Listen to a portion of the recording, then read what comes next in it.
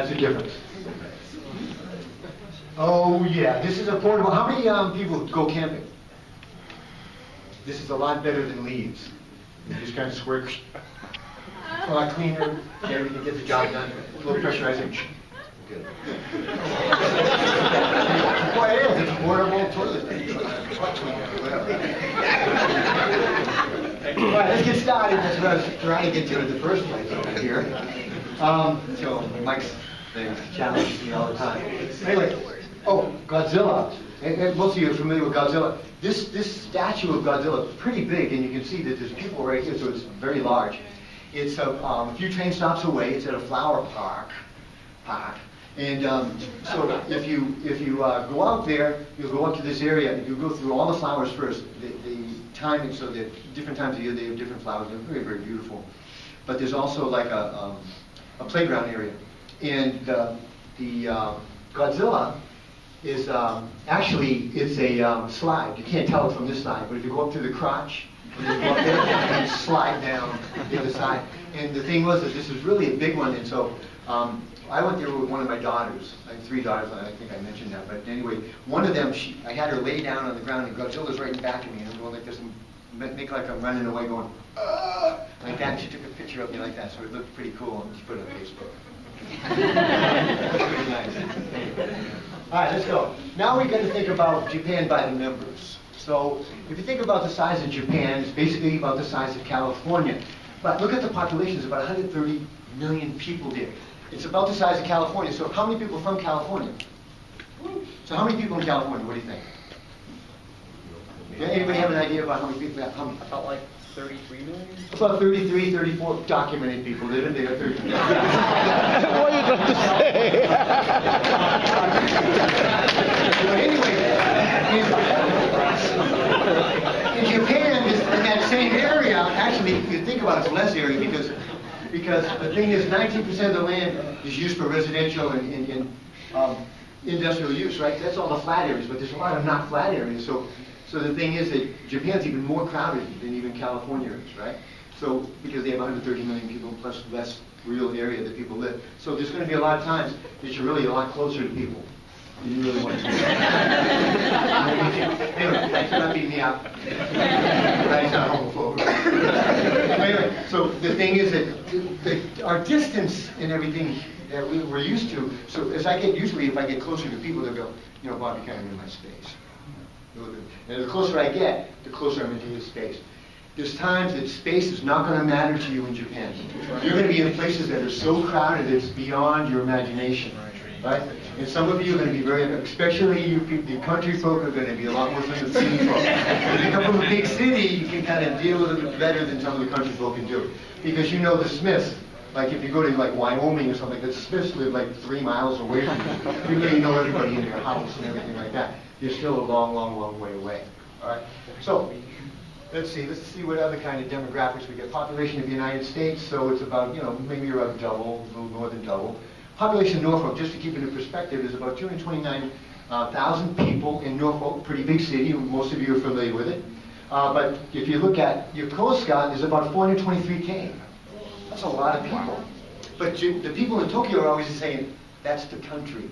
That's the countryside. How many of you are from a city that comes even close to this many amount of people? Really, right? You think about it, right? So you're not used to that type of thing. So you'll see that things get, they're not as crowded here, but as you move from Yokosuka and you go to Yokohama, how many people are in Yokohama already? You see the difference without a doubt, right? You go to Kawasaki, it steps down just a little bit because it's not like Yokohama, but you go into Tokyo, boom, there's all these people again, all over the place.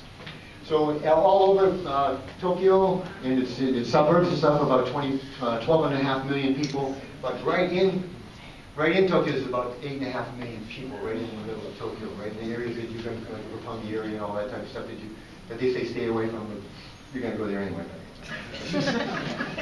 It's not, you know, there is some not so great places up there, but it's not a terrible, terrible, terrible place. It's just a place that people like to go and party and stuff like that. But some people overdo it.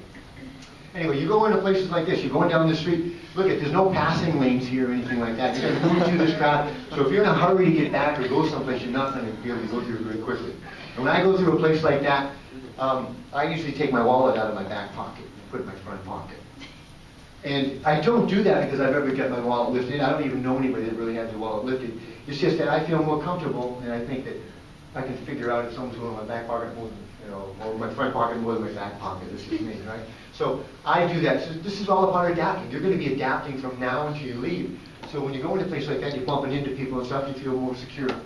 Because right here. And again, it's never happened to me, so I don't want to even imply that there's a lot of bad things in Japan or anything like that. It's just that it's good for me to do that. All right. Even going to the trains, there's a lot of rush hour at the trains. And even though there's an up and a down here, you might see this one guy who's coming down. Right? But this is how how traffic gets even on the train. So it's not just on the roads; it's on the trains as well. And sometimes you're going to be going to a pool. This is in a. That's so crowded. This is very crowded. You can't. All the Japanese people are smiling, but if you find an American in there, they won't be. Because we're not used to that. We have that face issue. Yeah. Now there are times you can go like at midnight and you can find like this. But a lot of what you're going to do is you're going to time it when the Japanese are not out of school and mom and dad, they're on vacation. There's special times during the year, just like our Thanksgiving and Christmas kind of, where a lot of us will go home and there'll be a lot of traffic on the roads and those type of things. Well, they have about 4 times a year that I should be getting to, or you'll eventually get to this week, that you'll have to kind of avoid, because otherwise you're going to be seeing a lot of bad words on the highways or whatever. So anyway, be careful about that. Also, this place, this is Yokohama Summerland.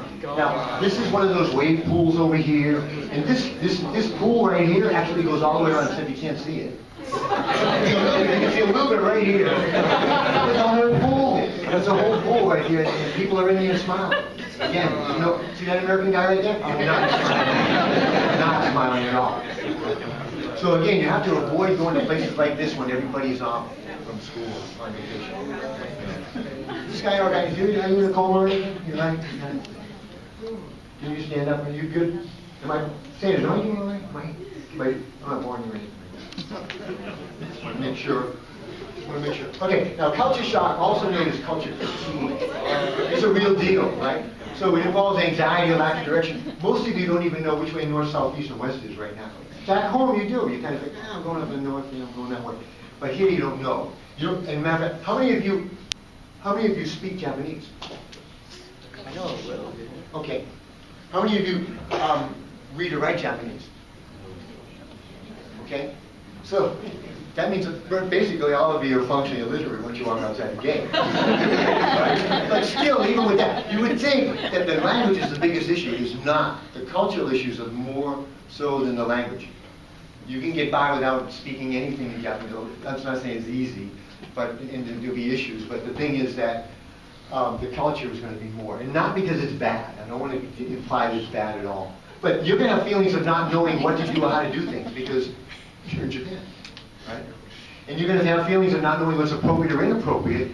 And I know that 90-something% of you want to do what's appropriate because it's been drilled into you. You better behave when you're out there. Don't do anything because you're going to be on curfew and you're doing this and that, right? I know there's pressure on you. There is pressure on this, but there should be pressure on you also, so that you go out there and you're acting properly. It is. But the thing is, that puts some pressure on you about that, because you don't know the language, you don't know the culture, you don't know the traditions, you don't know all the rituals. None of that stuff you know. You don't know what's taboo to Japanese or what. So again, you be on your toes. But the Japanese know this as well. In most cases, they know that you don't understand, so they give you a lot of leeway and stuff like that. So they're very patient with us, I think. Or even if they weren't patient with you. Right? This guy, this is like about 1972 maybe. This is him now, even though he's got the same hairstyle. It's probably a little thinner maybe, but that's not it. That's one of my ex-co-workers that just left not too long ago. But anyway. One thing about, attempting to adapt causes stress. We just talked about that. Being away from family, friends, possessions results in, I would say, a variety of feelings. Not necessarily depression, because not all of you are going to get depressed or anything like that. Some of you may, because of your life circumstances and things that are happening in your life and something like that. It could lead to that. But most of you are going to have different feelings, maybe from just bummed out all the way to that type of thing. So it's going to be right in the middle or somewhere around there that you're going to feel that. So because of being over here in Japan. Some of you, before you even came, you didn't want to come here. I don't know who you are, but you're out there. I know you're out there somewhere. And the thing is, you probably say, I don't want these orders. There's no way I want to be in Japan. I'm really negative about being here, or whatever. I know you're out there. And the thing is that I have a suggestion for those people. Get over it. And the reason I say that, the reason I say get over it, is because, look, if you keep that, you're going to be miserable. If you work with other people, it's going to pass on to your shipmates, and you're going to be miserable. If you're with a partner, your partner's going to be miserable. If you have children, it's going to pass on to your children. Everybody's going to be miserable. I might even be miserable. So just be careful about that type of thing. It's not worth it. Now, the other part is feeling rejected by the culture. Some of you are going to feel that way because it can be a little complex. They know much more about our culture than we know about theirs, so you don't know it all. So the thing is, you go, oh, why don't they do this? Why don't they do this in Kansas? And they're not going to do it like in Kansas, right? And some of you probably starve before you can learn to eat with chopsticks. I mean, not all of you. Many of you probably did it before, but some of you are going to go, I'm not eating chopsticks. But anyway, as a matter of fact, speaking about chopsticks, there's like 3 things that are kind of taboo when you're out there with using chopsticks. You know them.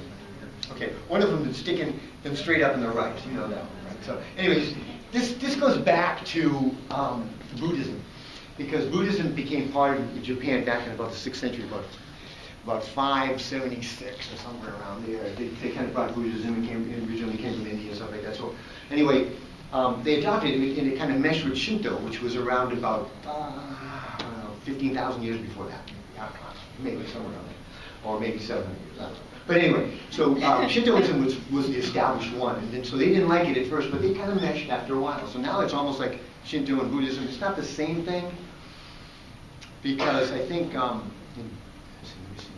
Shinto, I forget which one. One of them drinks and one of them doesn't. So one of them, you're going to go down and see all these sake things. I think that's the Shinto guys. They're out there. Just Shinto priests invented all the sake and stuff like that. So, but anyway, so the chopsticks have to do mostly with Buddhism. And so if you went out and you're eating something, you say, hey, just go on ahead, I'll be right back. And you put your chopsticks up like that, and a Japanese person would probably go, ooh. Because that's kind of dealing with death. When Japanese people die, and you think that some Japanese people come across very religious, but they're not religious like religious people in the United States. So they may just go kind of through the motions. It's more tradition, it's more part of them rather than a religious aspect thing. But anyway, they'll have like a Budokan maybe in their house. And so when they, like if their grandpa just died, they probably had a picture of his grandpa or stuff like that, and then they'll say, hey, give grandpa some rice. Oh yeah, okay, give grandpa some rice and stuff like that. Yeah, grandpa, I'm thinking about you, I miss you, and here you go, I'm going to school here, and I'm going to try to do very good, and I really miss you, grandpa, see you later, ding ding, or something like that. And then they kind of go on their way, and they do about their business. So that's kind of, they go through the motions of that type of thing. But Japanese people can go to a Shinto shrine just as easy as they can go to a Buddhist temple or whatever. But anyway, the two more things about chopsticks. I'm kind of getting off a little bit, but 2 more things about chopsticks. Chopsticks, when you're out, if you're out eating again and you have some great chicken, and this lady happened to be with you, right? You say, this is an awesome chicken. And then you just took the chicken and you went, here, try it. And then she picks up her chopsticks and grabs it that way. Don't do that. Because when Japanese people die, they don't get buried, they get cremated. And the remains come back, and usually it's just bones and ash that comes back. And what they do is the family members, they kind of get in a row and everything like that, and they pass the bones. They pass the bones like this, until they put them in an urn, right? They finally put it in the urn, and then they keep that urn for about 49 days before it goes to the haka, which is the cemetery. And if you've ever been to, so don't pass anything. If you want to have her have chicken, hey, put it on her plate. But don't pass it. Because again, Japanese people will see that and they'll go, ooh, right? So, and the third thing is with the chopsticks is that these chopsticks that they pass the bones with are usually mismatched. They may be one shorter, one taller, longer, and or maybe it's like green and red or something like that, but they don't match. So if you messed up, you know how you pull apart your chopsticks and stuff like that, but you don't do it up here, you do it down here. But anyway, if you messed them up, one of your Japanese friends might go, hey, don't use those chopsticks. Use these chopsticks. And they're perfectly matched and stuff like that. So that's kind of what happened. But anyway, I want to talk about the urn, because the urn does go to the cemetery. And if you don't know Japanese cemeteries very well, you know how we'll have our own gravesite and there'll be several people buried there, but usually if there's a lot of people, someone's buried some other place or whatever. But the Japanese families, a lot of them will go to the same haka area. And if you pull back the main stone, you're going to see like urns from far back as they know. So whenever they have off time, they do a lot of cleaning there, and these are very sacred to them. Not that ours aren't, it's just that you'll see them giving gifts. So if the grandpa liked sake, they'll leave some sake there. If their dad liked beer, they'll leave some beer there. And other things that they'll leave there as well. Sometimes if they smoke, they really like to smoke. They would leave cigarettes, even light one up and put it there, even though that probably helped kill them. They'd still do that because they like it, right? So anyway, you're going to see that there's some temples and stuff that are off limits right around this area that you're going to see off limits to CFJ, U.S. versus Japan is what it says. And that's because some sailors long time ago were very inappropriate, not recently, but a long time ago, and they were either drinking the sake, drinking the beer, knocking things over and stuff like that. So they put it off limits to us. There's only one other area that's off limits for a different reason. It's a girls' school, but that's a different reason that they put it off limits. Okay? So anyway, just be aware of that type of thing. And if you go out to some of the temples that are farther away, you'll see these people cleaning them up, putting these little gifts and stuff to their ancestors and stuff like that. Okay, let's move, because I got stuff to tell. Okay. Oh yeah, Obama. Obama, Japan. This was not named after the president. But there is a little museum there that caters to the president.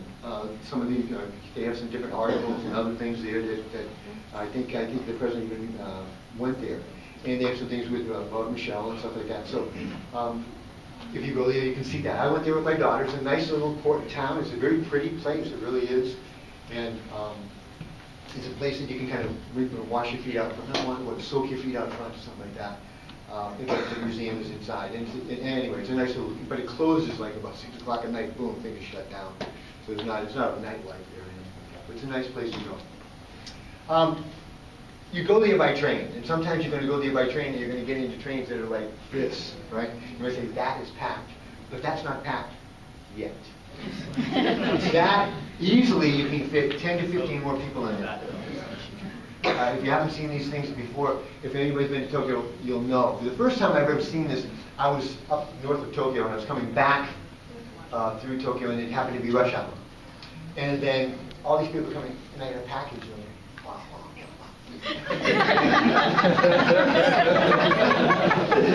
Finally, my package was above my head, right? And so all these people around me, and like when the train started, I probably didn't even move a quarter of an inch because that's how packed it was. And you're not like surrounded by beautiful women. You're not going to be like all, whoever your favorite guy is. You're not going to be like that. It just doesn't happen. Except in your dreams. And the thing was that I'm about average height in the United States, but I'm a little taller in Japan, which is kind of cool. And these people like packed right into my arm. And so it was a good thing that I showered and put my deodorant on, because otherwise they'd be sniffing my arm. Whether you're her anyway, regardless. But the thing is that you're not going to be around people that always shower and put their deodorant on either if you're in those situations.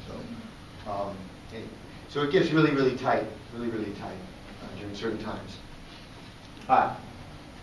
Yes. Oh, I think if they have this link, you'll be able to see it.